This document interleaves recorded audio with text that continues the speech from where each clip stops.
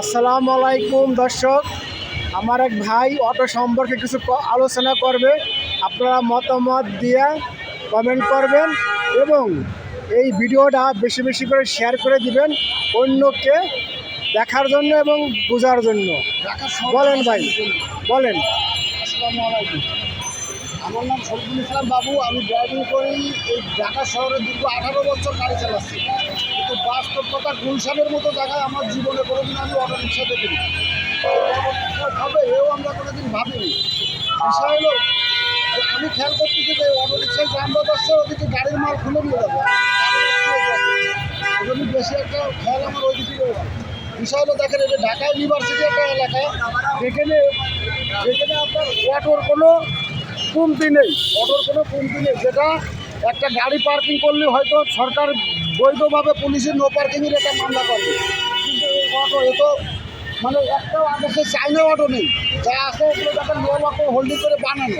অটোটা একটু দেখেন, লো লক করে দিয়ে সুন্দর করে বানাই নেছে, কিন্তু এই অটোওয়ালাদের কোনো দোষ দেবো না, কারণ তারাও যার সংসার চালাতে যায় সে হয়তো এই কর্মজীবনে জড়াই গেছে, কিন্তু এইটা ক্যান্সারের একটা রূপ ধারণ করেছে আমি মনে করি ঢাকা শহরের জন্য। ঢাকা শহর রাজধানী, প্লাস রাজধানীর বুকে এরা মনে হয় কোনো দেশে চলে না, কোনো দেশের রাজধানীতে এরকম অটো নেই। আর এই যে ঢাকা শহর একদম একটা ঢাকা ইউনিভার্সিটি এলাকা, বিশ্ববিদ্যালয় যেটা বলে, এই জায়গায় যদি প্রশাসনিকভাবে কোনো ব্যবস্থা না নেওয়া হয় তাহলে এই রাস্তায় এরপরে রাস্তায় অটোওয়ালারা ঘুমোবে, রাস্তা ছাড়িয়ে বাড়ি যাবে না এরা। আমার এটা মনে হয় এরা অটো রাস্তায় তো কোনোদিন বাড়ি যাবে না, বাড়ি গেলে বাসা ভাড়া দিতে হবে। এরপরে একটা কথা বলি, এই অটোওয়ালাদের চাইতে আমরা গরিব মানুষ কিন্তু, কারণ অটোওয়ালা 2200-2500 টাকা ইনকাম করতে অটো চালাই, আমরা গাড়ি চালাই বেতন পাচ্ছি মাত্র 25,000 টাকা, এর ভিতরে বাসা ভাড়া চলে যায় 7,500। এখন এই রাস্তায় একটা গাড়ি পার হতে পারছিস না, গাড়িগুলো দেখান,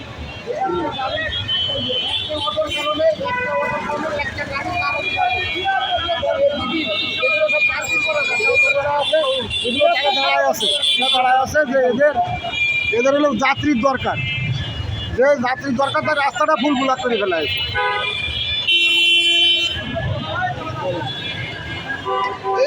এইদিকে ভালো করে খেয়াল করেন, যদি এই কথাটা দাম থাকতো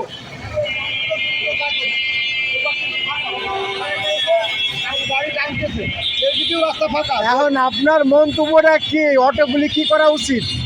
অটোগুলো তো সুশীল সমাজ থেকে শুরু করে সরকার পর্যন্ত সবাই জানে এই অটো কী করা উচিত, কিন্তু আগে অটো চাইনার থেকে আমদানি হতো। এখন কি ইম্পোর্ট বন্ধ করা উচিত না আর ইম্পোর্ট বাড়ানো? ওভাবে বানানো বন্ধ করা উচিত। অটো তো বানানো হচ্ছে, অটো তো আর হলো আপনার নেই, চাইনা থেকে ইম্পোর্ট করা অটো কয়টা আছে।